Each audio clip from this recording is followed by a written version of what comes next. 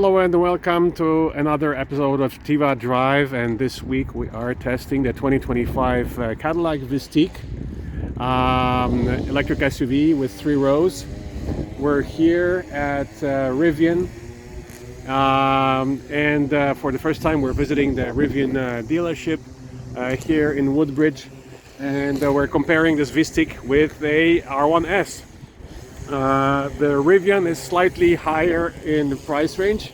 Sorry about the noise. Unfortunately, the landscapers are always choosing the wrong time to do their landscaping.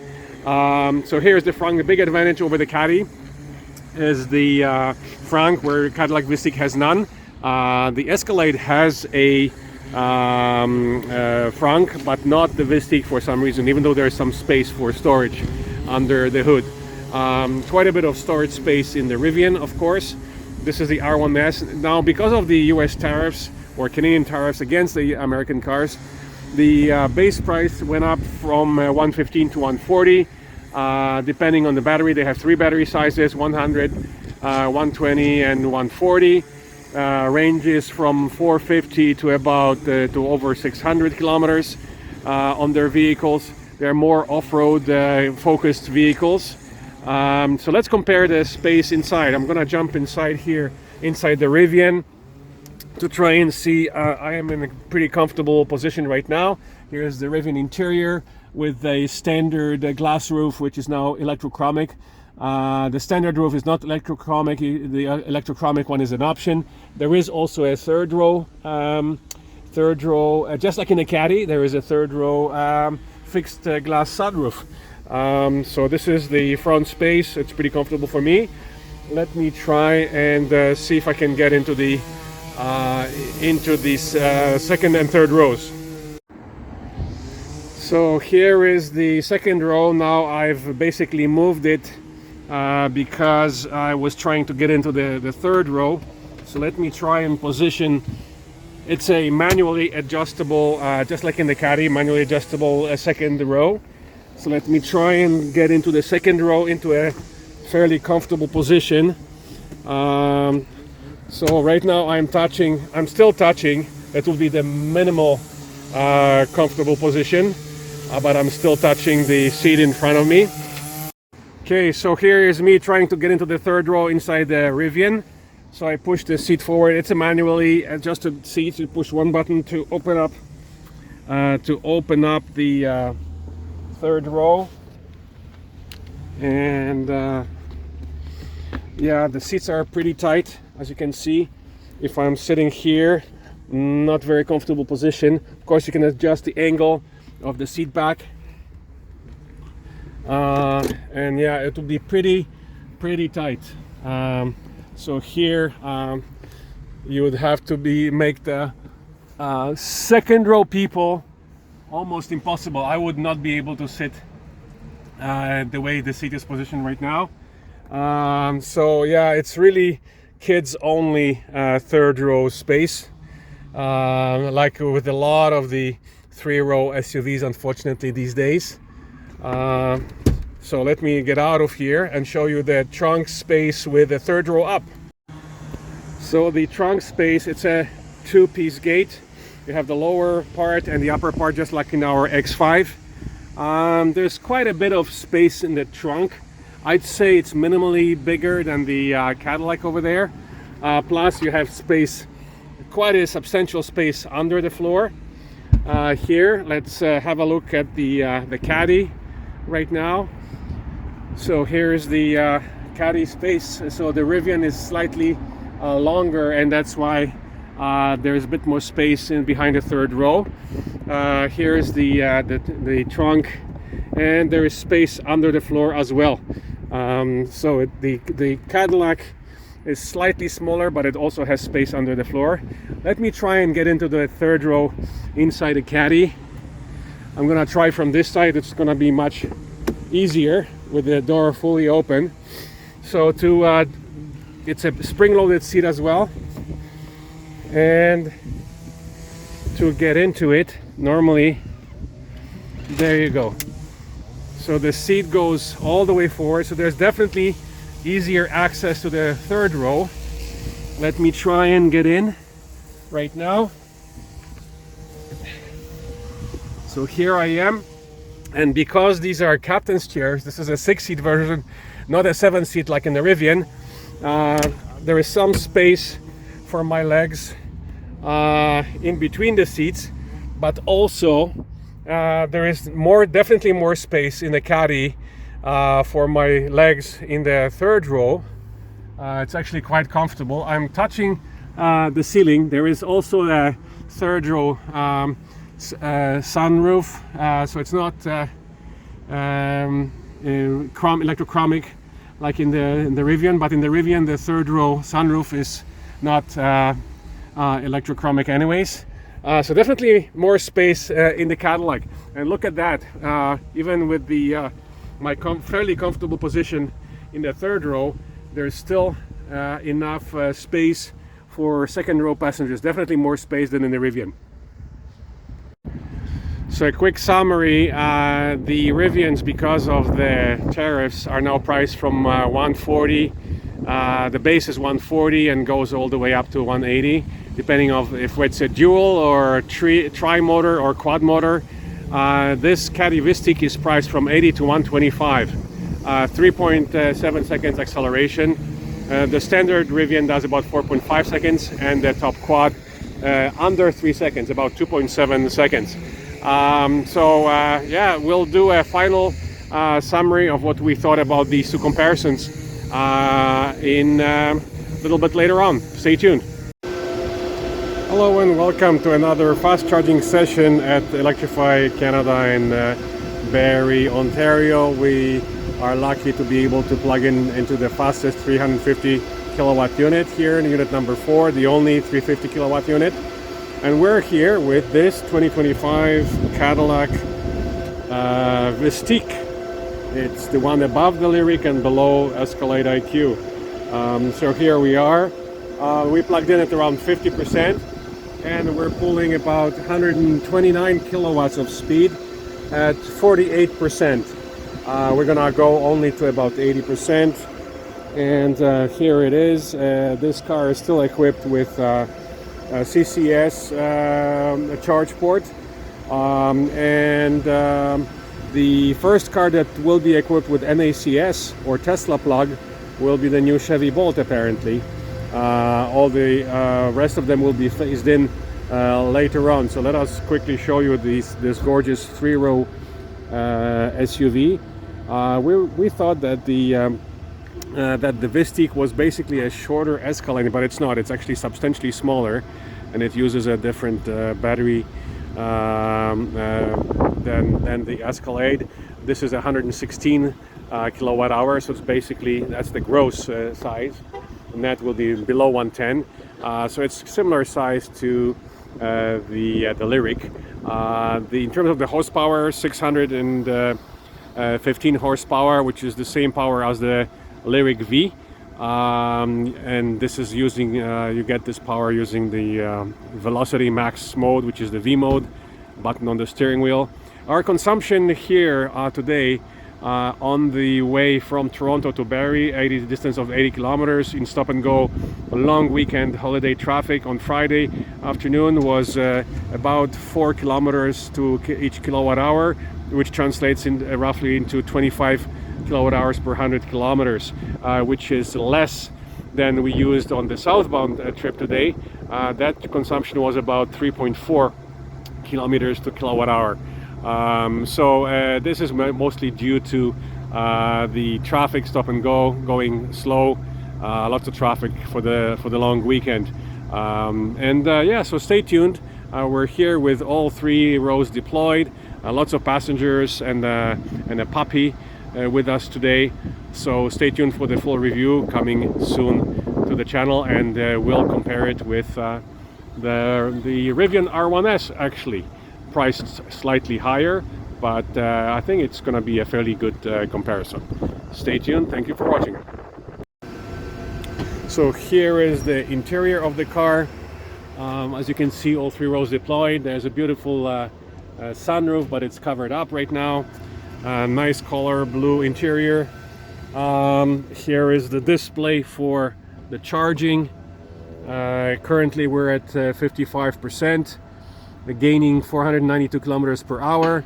Fast charging to 100% as said, but we're gonna stop it basically at 80%. Current charging rate is about 108 kilowatts. There you go. All the information is here, and the image of the car in front.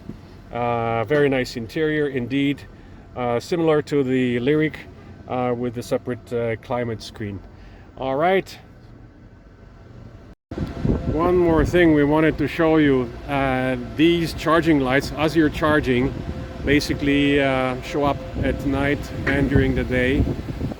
Right now, because I'm approaching with a key, the light up sequence happens. But when I lock the car, you'll see, there you go, and you see that charging sequence. So both the rear lights show the charging state of charge and how much you're charging, and there's the same thing happens in the front of the car.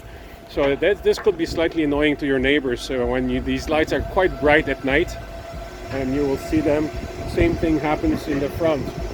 These LEDs are flowing up, showing you the state of charge. So right now we're just above half. On the video you probably can see it, and then it shows you, so it fills up as the car fills up. So you can actually tell how full the car is by the front and the rear lights, which is kind of interesting. All right, stay tuned for the full review and comparison with Rivian R1S on our YouTube channel, youtube.com/TEV Association. Okay, so here we are inside the 2025 Cadillac Vistiq that you can see on the screen here. This Cadillac is positioned above the Lyriq and below the Escalade IQ. It's amazing to see how many choices Cadillac has in its offering for electric SUVs, starting at the bottom with the Optiq, followed by Lyriq, then Vistiq, then Escalade IQ, and at the top sits the Escalade IQL, the long version.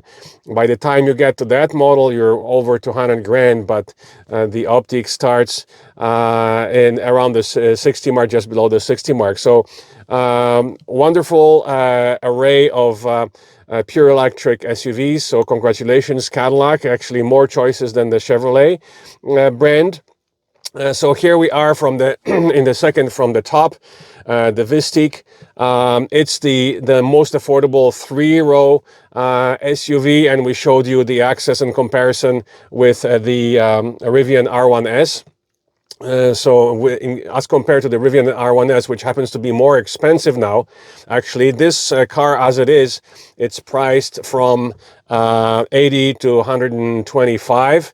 It offers 616 horsepower in the VMAX mode, which you activate using the button on the steering wheel here, and then it shows up over there as well. The car is equipped with Super Cruise, with air suspension, 4-wheel steering, etc., etc. So this car as it is, it sits just over 100 grand, so it's in the middle of the range, and it compares very favorably with the Rivian R1S, not price-wise, because Rivian is much more expensive. The Rivians are priced from 140 to 200, so the R1S is priced more in line with the Escalade IQ actually.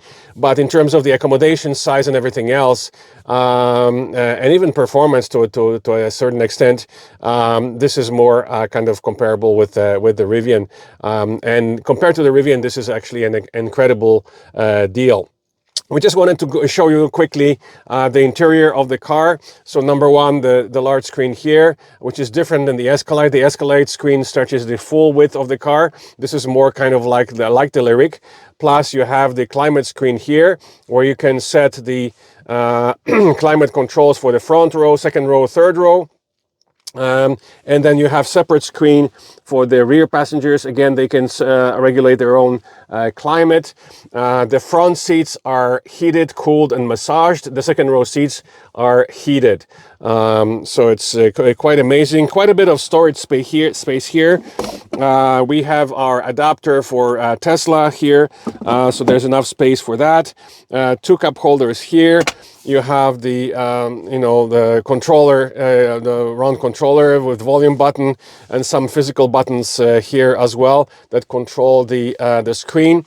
You have a nice little shelf here with a wireless charger as well as USB-C port, and even a little bit of storage on this side here. The materials are quite upscale, a lot of chrome all around. There's perforated leather seats. We love this kind of dark blue, navy blue color interior. And of course, the amazing opening sunroof that stretches from the front and second row. And there's a separate fixed glass sunroof that provides light to the third row as well here on the Caddy. Is there? Can we see that? Okay. No. Okay. That's fine. Okay. So basically, here we are, and there's some buttons here on the top as well. So the assistants, the buttons to open the sunroof and the sunshade. In terms of the modes, you have the tour mode, the sport mode, the snow ice, and then my individual mode as well. And you can change the settings for steering, suspension, braking, etc., etc. So the sounds, the fake engine sounds, you cannot turn them off completely. They are louder in sport and then quieter in the tour, but they're always there. This is the button for one pedal driving here. And then in terms of the main dashboard, you can change the displays. So right now you have the energy display, normal gauge, energy, the map. That's the map, and then the assist screen. So these are the 4 different, and then you have the 5th one. Actually, is the night vision. Of course, now it's the daytime. So I'm not sure if it's gonna even work, but at night it worked well. We used it at night. There you go. This is the night vision detection unavailable because it's daylight. So it works very well at night, but it doesn't work during the day. So we're gonna go back to regular gauge. Then we displayed, there's an option to have different kind of displays on the left. We choose the energy efficiency. And then you can go back to energy efficiency as well under vehicle status, energy info, and you swipe it up to see your basically distance driven and total energy used, and then how much each of the sections how much energy is used by each of your actions. So we're gonna probably keep it at that, and we're gonna take you on the road to give you the full rundown of the results of our testing, and explain the differences of the Super Cruise versus the Ford's Blue Cruise. So let's take you for a spin. Okay, so we wanted to launch the car for you. We are in sport mode. We're gonna press the V button, and the V appears here on the screen, so it's max velocity mode. And we're gonna try and launch it for you on an empty country road from 0. Official rating is 3.7 seconds. So let's go, and boom.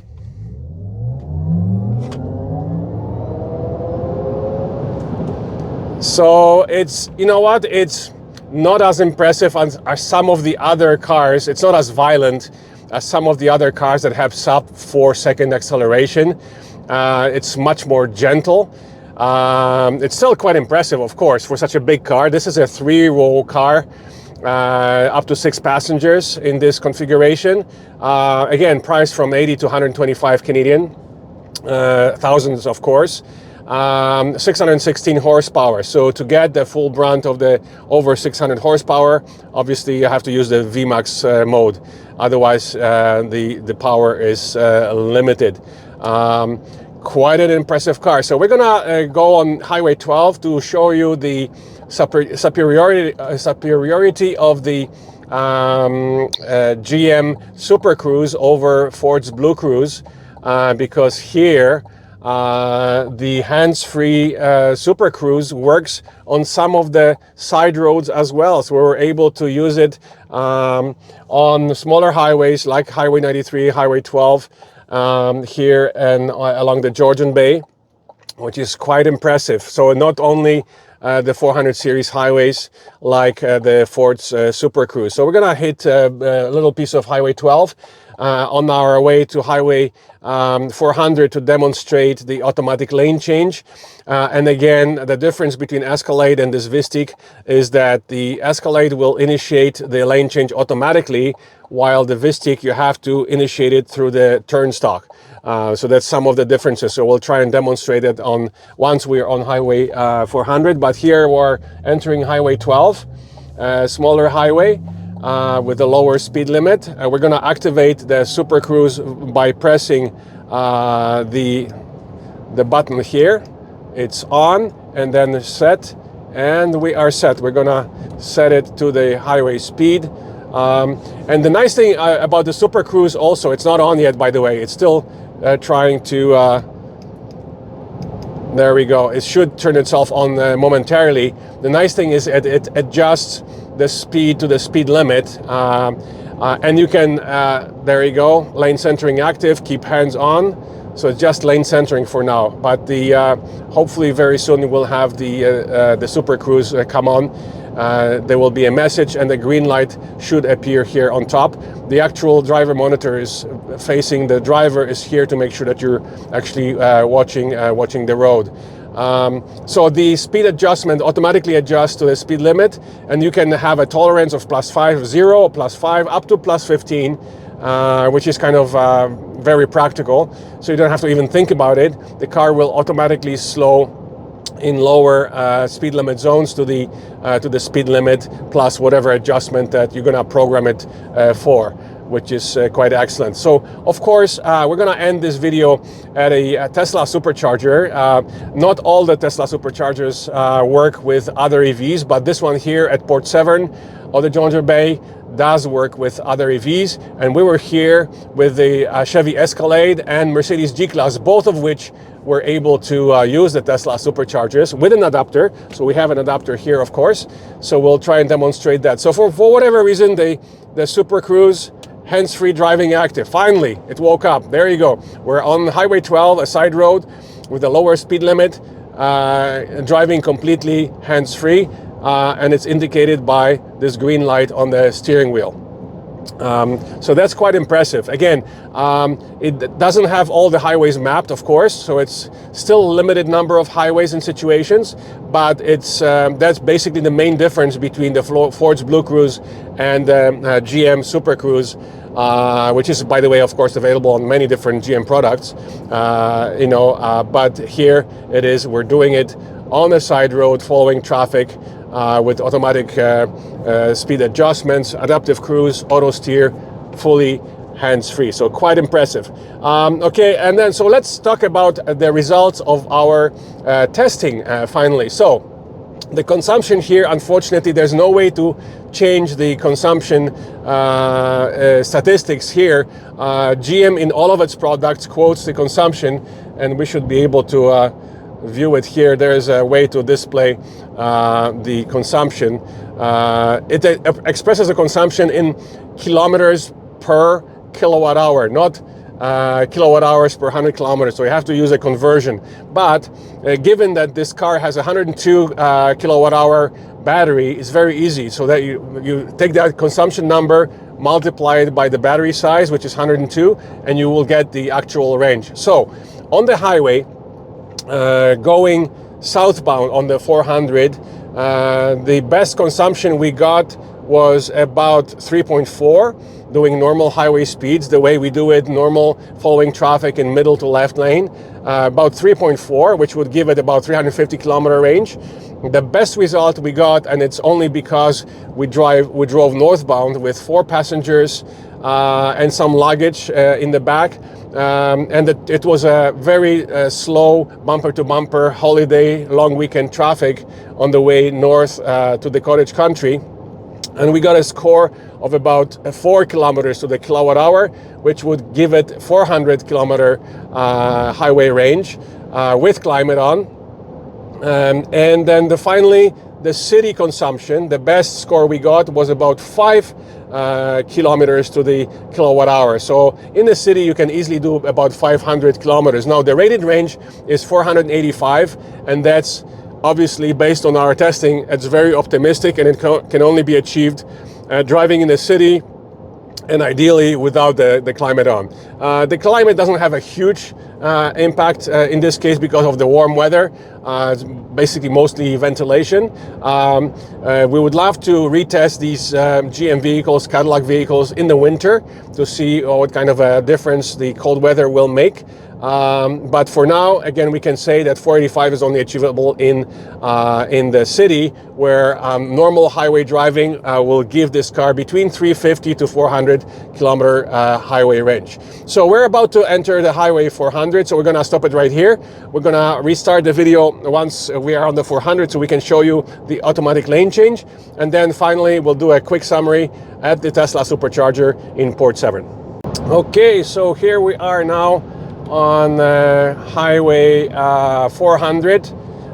We just reactivated the Blue Cruise again. There we go, green light, we're on, and we'll try and got behind a slower car so that we can demonstrate the passing. So again, it's not initiating it automatically. We have to initiate automatic lane change through the turnstile. And basically it will just initiate the passing or lane change through the turnstile. So here again, to go back to the lane, we have to do it through the turnstile. Quick press, it's checking, auto lane change. There we go, back in the curb lane. So it works quite well. It's kind of interesting. It's kind of the same difference as the Ford's Blue Cruise on the Mach-E versus the F-150. On the Mach-E, it automatically changes lanes, passing other slower cars without your intervention. The F-150, you have to initiate it manually. So that's kind of the same difference here between the Vistiq and the Escalade IQ. So we're about to exit to the Port Severn, which has some Tesla Superchargers. We're gonna plug it in and see what kind of speed we get. Okay, so we'll be back in a few minutes. Okay, so here we are to do a little summary on our testing of this 2025 Cadillac Vistiq. 3-row SUV, and we're here at Port Severn Tesla Superchargers. Just a moment ago, it was pretty full with, of course, Teslas, but there were Mercedes cars, there's a Rivian, all kinds of cars are now charging here, which is phenomenal. Tesla finally opened up their chargers as promised to other EV brands. So on this Vistiq here, right now we're charging with an adapter, but look at this, we actually had to occupy 2 spots, unfortunately, because of the location of the charge port, which is the front driver's side. We have the adapter plugged in. It's currently charging. We won't even mention the charging speed because it's pretty low. It's around 40 kilowatts because we're over 90%. But we wanted to show you how tricky it is to park it at the Tesla Supercharger. We're in the middle of the 2 spots. We had to be over the curb because it has a very long nose. And it just barely stretched. We could have gone forward. We would have literally had to be touching those pylons in order for the cable not to be stretched. So we didn't want to get much closer than that anyways, but it works. So the only thing is that you can see the Rivian there as well as in a similar situation, but the Rivian plug is much closer to the front of the car, where here it's much further back. So that makes it a challenge with the short Tesla cables here that have to be stretched. And thankfully the Vistiq is quite high, so it can go over the curb. But yeah, that's going to be a challenge when you're at a busy supercharger with all other units occupied. You know, some of the other users, there's an EQE coming right now to charge. Just a moment ago there was an EQS car charging here as well. So it might be a problem when all the stalls are full and you're going to be occupying a spot in between the 2 Tesla Superchargers. So all in all, in comparison with the Rivian R1S, this Cadillac Vistiq is a phenomenal deal. It is also a 3-row full electric SUV. It's actually quicker than the base version of the R1S, which is about 4.5 seconds. Here you have 3.7 seconds.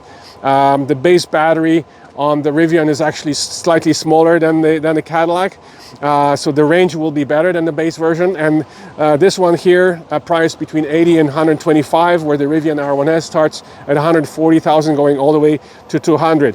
So between these two cars, this Cadillac is a much better deal.